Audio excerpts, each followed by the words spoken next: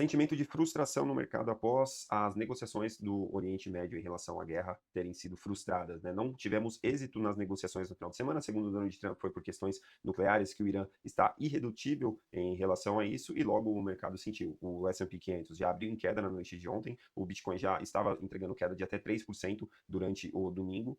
Petróleo voltou a subir, está acima dos $100 e, de modo geral, o mundo está incerto, está em pânico com toda essa questão. Donald Trump até afirmou que vai fechar o Estreito de Hormuz. Enfim, diante de tudo isso, eu quero estar analisando se nesse momento o Bitcoin, as quedas que tivemos foram sim alinhadas com os indicadores de sentimento de uma forma negativa. Será que vamos ter mais quedas? Vamos voltar aos 60k? Vamos perder os 60k?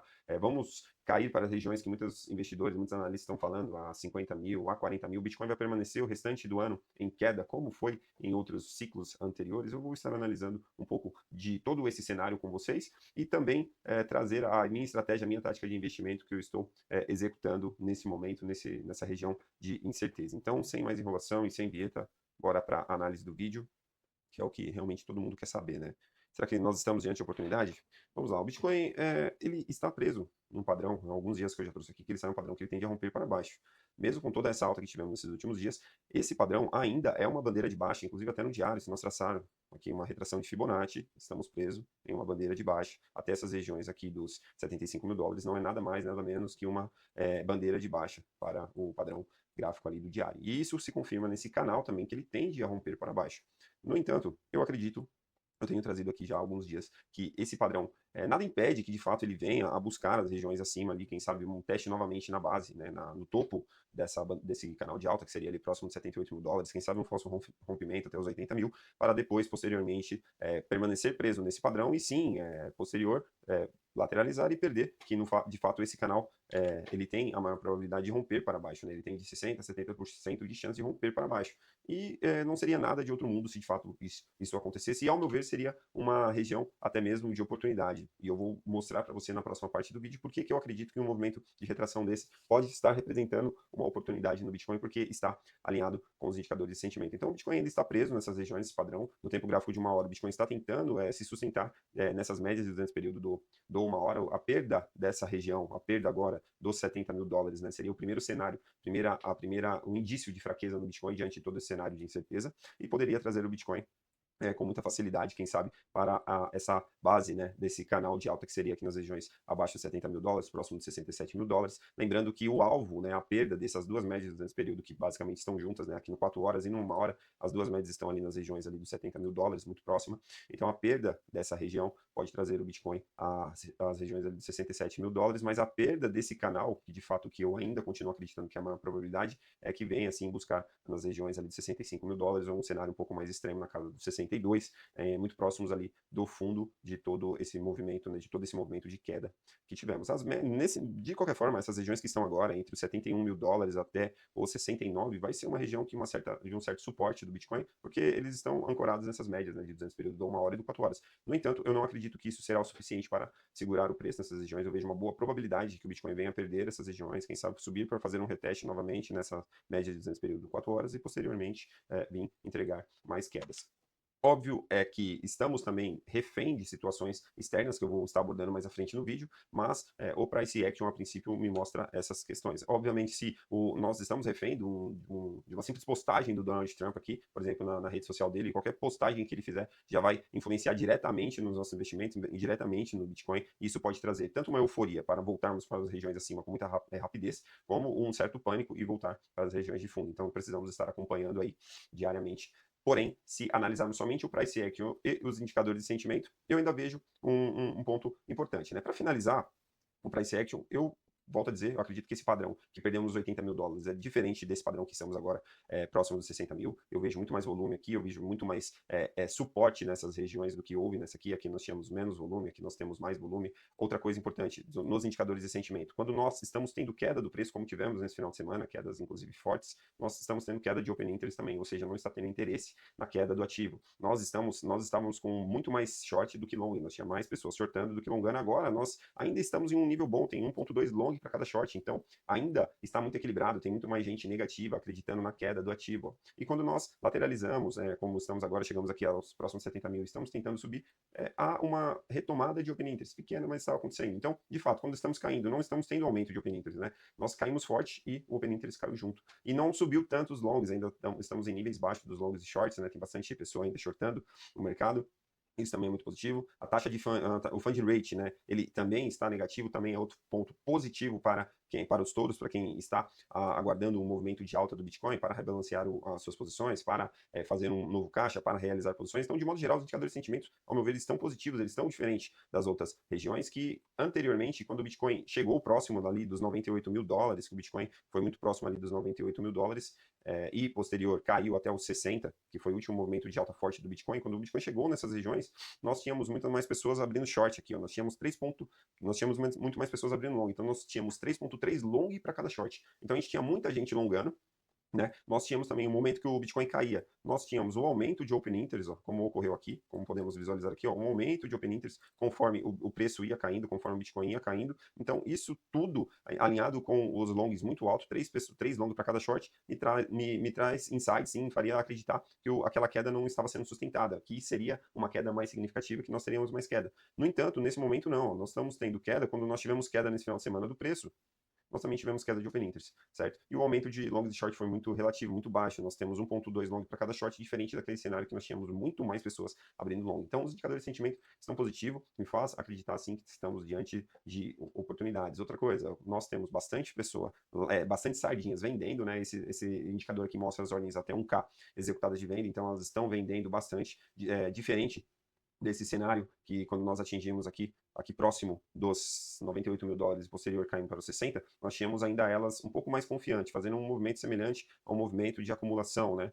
E não é exatamente o que está acontecendo agora. Aqui era um movimento mais parecido com uma acumulação, e aqui não, aqui é um movimento de queda mesmo, elas estão mais negativas, aparentemente seguindo esses indicadores aqui, o que aparenta é que as sardinhas estão vendendo aqui no prejuízo, na medida que o preço lateraliza, na medida que esse preço, que o Bitcoin está preso nesse padrão aqui de lateralização, acumulação, diferente. Agora, o que seria muito ruim, obviamente, para o ativo, se o Bitcoin vir testar as regiões dos 62 mil dólares, como eu já disse que é possível, que é provável, a casa dos 65, com as sardinhas voltando a comprar, como foi nesse movimento aqui, elas voltaram a comprar muito forte, e foi exatamente por isso que o Bitcoin continuou caindo, porque basicamente elas sempre estão comprando e vendendo no lugar errado. Então, se houver muito movimento de compra das sardinhas das regiões de 65 mil dólares, essas ordens até 1K sendo executadas como compra nessas regiões, provavelmente o Bitcoin não encontrará suporte relevante e vai trazer mais quedas. Então, esse indicador é muito importante, eu gosto de estar acompanhando. No entanto, quando eu analiso aqui regiões de liquidez, regiões de atração do preço, eu acho muito mais provável, muito mais possível o Bitcoin voltar para essas regiões acima que eu já trouxe aqui, nas regiões de 97, 98 mil dólares. Eu tenho muito mais liquidez acima. Quando olhamos na parte lateral aqui do vídeo, nós temos bastante liquidez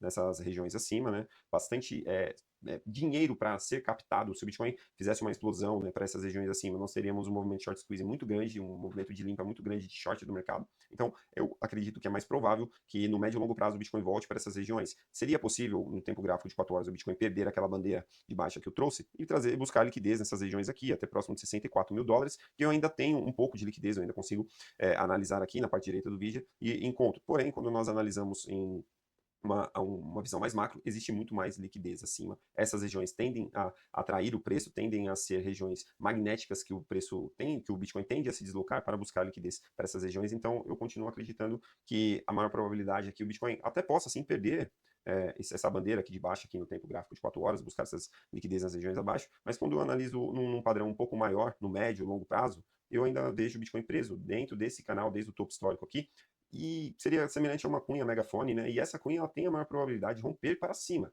Então, note que esse tempo gráfico do 4 horas é uma fractal, é uma tendência dentro dessa tendência majoritária do diário. Então, no diário, eu ainda vejo a maior probabilidade em que o Bitcoin encontre suporte nessas regiões aqui. Eu não acho, não é meu cenário base, o Bitcoin vindo testar a base dessa cunha megafone próxima dos 40 mil dólares, perdeu 60 mil, não é meu cenário base nesse momento. Eu acho que a maior probabilidade que o Bitcoin venha, assim, quem sabe fazer uma perda daquele canal, dessa bandeira do 4 horas, buscar regiões próximas dos 60 mil, posteriormente, vim novamente testar as regiões superiores aqui, e quem sabe vir buscar essas regiões das médias nesse período aqui do diário, que são as médias mais importantes para uma tendência majoritária ali, e eu vejo o Bitcoin voltando para retestar essas regiões, que de pronto eu já aviso que eu tenho como uma das regiões de maior importância para o Bitcoin romper assim no médio e longo prazo, é onde o Bitcoin encontrará mais resistência, que é o topo desse canal, né? Que é o topo desse canal de baixa, e entra em confluência ali muito próxima também dessas médias nesse período. Essa região eu deixei marcada aqui, é um gap do CME que permaneceu aberto, está aberto. Via de regra, ele também se torna regiões magnéticas que atraem o preço para essas regiões, né? Para fechar esses gaps. Então, via de regra, esses gaps são abertos e no decorrer dos próximos dias, semanas, eles são fechados. Então, é mais uma região atrativa que eu tenho como que o preço tende a buscar no médio e longo prazo. Um fato importante que eu queria estar trazendo aqui também com vocês essa correlação do Bitcoin com a Nasdaq, por exemplo, já estamos em uma região de risco-retorno muito importante. Eu já tenho dito isso há alguns dias, né? O Bitcoin no par com a Nasdaq, ele está em regiões de oportunidade, ó, como foi lá atrás em 2022, o Bitcoin se desvalorizou muito diante da Nasdaq, ele está abaixo das médias nesse período, e na maioria das vezes que o Bitcoin foi negociado abaixo dessas regiões, no último ciclo, por exemplo, ele estava em desvalorização diante da Nasdaq nesses padrões aqui, ó, muito semelhante. Posteriormente, o Bitcoin teve valorizações significativas, né? Que foi esse último bear market aí, o Bitcoin valorizou 300% a mais que a Nasdaq, que é exatamente as regiões que estamos agora. É muito semelhante essa região aqui, de 2022, para essa região que estamos agora. Então, é mais um insight em acreditar que em um movimento de euforia para os próximos dias, em um movimento de estabilidade no mercado, o Bitcoin tende a se valorizar mais do que a Nasdaq. Bitcoin no par com o ouro também é um fato que eu estou observando há alguns dias. Vou abrir aqui, só um momento. O par do Bitcoin com o ouro, o Bitcoin ele já tem uma tendência já natural estar acima do ouro. É uma tendência natural do Bitcoin. A força do Bitcoin é muito maior que a do ouro desde a sua criação. Se você analisar esse gráfico, ele mostra isso, que a tendência do ouro em relação ao Bitcoin é de baixa, nítido.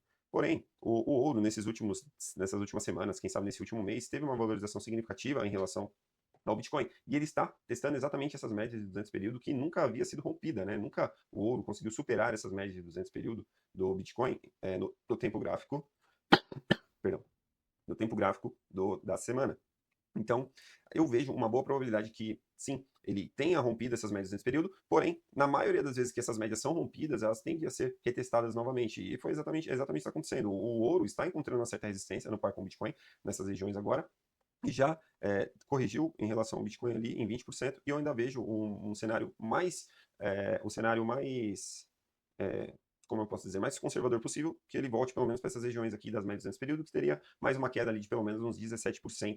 Então é basicamente o Bitcoin se valorizando ou se desvalorizando menos que o ouro em 17% em caso de um reteste. Honestamente, se nós analisarmos a tendência majoritária, que é a nossa amiga, né, o Bitcoin poderia, ou o ouro, no caso, poderia se desvalorizar o Bitcoin em relação ao Bitcoin até 60% aí, se for seguir a tendência e voltar aos fundos anteriores, né? Seguimos a tendência majoritária, que é de desvalorização desse ativo diante do Bitcoin. E a prata está bem semelhante, eu não vou nem analisar, porque é exatamente o mesmo cenário, né? Quando analisamos aqui, ó, de uma maneira rápida, exatamente, ó, tá rompendo essas médias nesse período, que tem a maior probabilidade, sim, de quem sabe um reteste nessas regiões, que já seria uma desvalorização do ativo em relação ao Bitcoin até maior, aí de 33% do cenário que estamos agora, um cenário mais conservador. Então, eu continuo acreditando que o Bitcoin, no médio e longo prazo, vai performar melhor que esses ativos. Quando eu analiso o petróleo aqui, ó, o petróleo ele está supervalorizado diante dessa guerra. Houve esse cenário aí de incertezas no mundo e, obviamente, o petróleo se valorizou, ele ganhou muita força, né? Mas eu já vejo uma certa exaustão. Nessa região aqui, teve um volume diferente, um volume forte. Posterior, o volume já foi menor e o volume agora foi um pouco menor ainda. Então, cada vez que ele sobe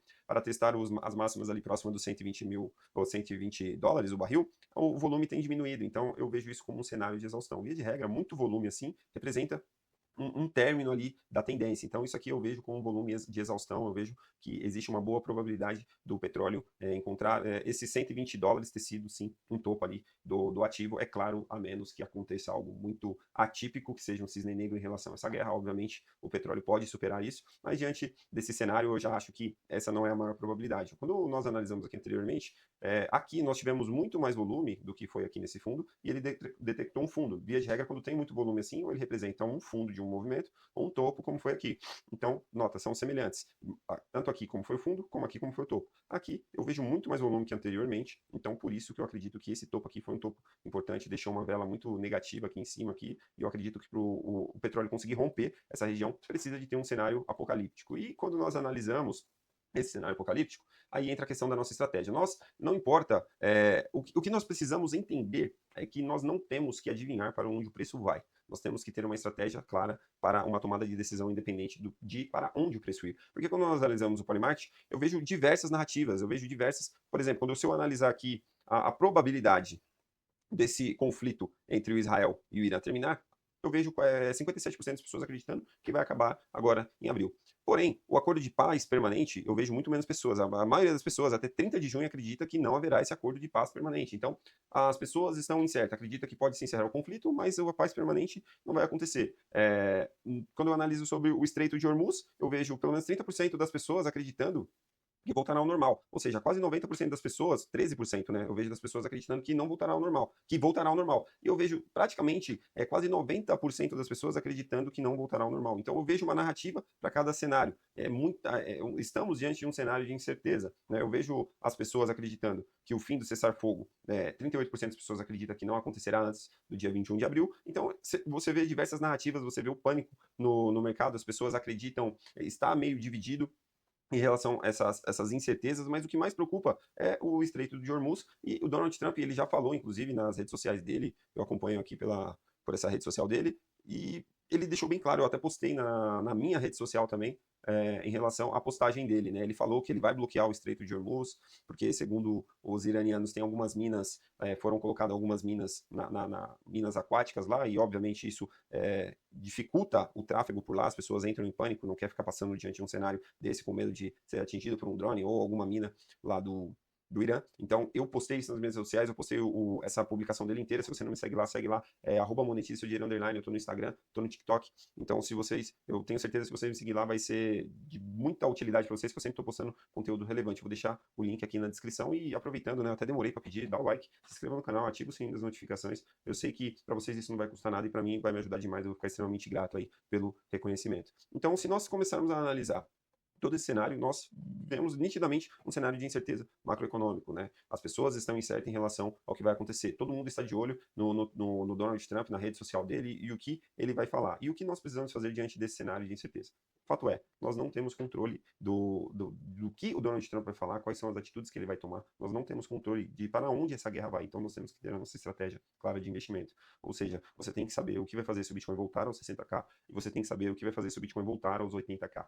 Todas as pessoas que tentaram prever o movimento, todas as pessoas que tentaram cravar um fundo ou cravar um topo, se frustraram, muitas vezes perderam dinheiro, foram liquidadas. Então, nós analisamos as probabilidades, as possibilidades, porém, a minha estratégia é clara. Eu tenho um caixa reservado, se o Bitcoin voltar aos 60 mil, perder os 60 mil, eu tenho pelo menos 30% de caixa, onde eu vou estar considerando aportar novamente, segundo a minha análise ali dos indicadores de sentimento, se estiverem favoráveis. Se o Bitcoin voltar às regiões acima, eu vou estar rebalanceando meu caixa para poder me preparar para, quem sabe, possíveis quedas mais à frente, uma correção mais forte mais à frente. Então, essa estratégia eu não mudo, e se você traçar e focar no longo prazo, a grande maioria das vezes você vai vencer. Então, por isso que eu sempre digo, você não pode deixar nenhum pânico e nem a euforia do mercado agir contra você, você tem que utilizar ela ao seu favor. Então, precisamos detectar esses movimentos para poder tomar nossas decisões, e aí sim, através do pânico e da euforia, nós conseguimos obter lucros, obter resultados nisso. Então, o objetivo é foca no longo prazo, cautela na alavancagem, porque estamos diante de um movimento de incerteza, de fato. Mas, se você focar no longo prazo, a chance de você ter bons resultados aumenta significativamente. Todas as pessoas que venderam, quem sabe, eu vou até analisar pelo S&P 500, todas as pessoas que venderam ali, ó, no pânico, na época do Covid, todas essas pessoas, ó, que foi aqui, provavelmente aqui, essa aqui foi das tarifas, por exemplo, das tarifas, foi a narrativa do momento, em 2025. Após essas tarifas, olha a valorização do ativo, subiu 50%, S&P 500, entendeu? Então, sempre terá uma narrativa no momento. Se você tomar uma decisão por conta dessas narrativas, você vai perder dinheiro. Atualmente, a narrativa é a guerra. Logo, logo, essa guerra vai entrar em um acordo, vai ter um cessar-fogo permanente, a narrativa vai ser a taxa de juros, a inflação dos Estados Unidos. Então, se você tomar decisões pelas narrativas momentâneas, a probabilidade de você perder dinheiro é muito grande. Então, foca no longo prazo, cautela na alavancagem, não dê ouvido a narrativas momentâneas, porque na maioria das vezes elas não alteram os fundamentos. No caso do Bitcoin, elas nunca alteram os fundamentos do Bitcoin. Legal? Sempre vai ter uma narrativa, computação quântica, guerra, taxa de juros, mas se você focar no longo prazo, a chance de você ter bons resultados aumenta significativamente. Legal? Então é isso, eu espero que vocês tenham gostado. Se inscreva no canal, ative o sininho das notificações e a gente se vê em uma próxima análise.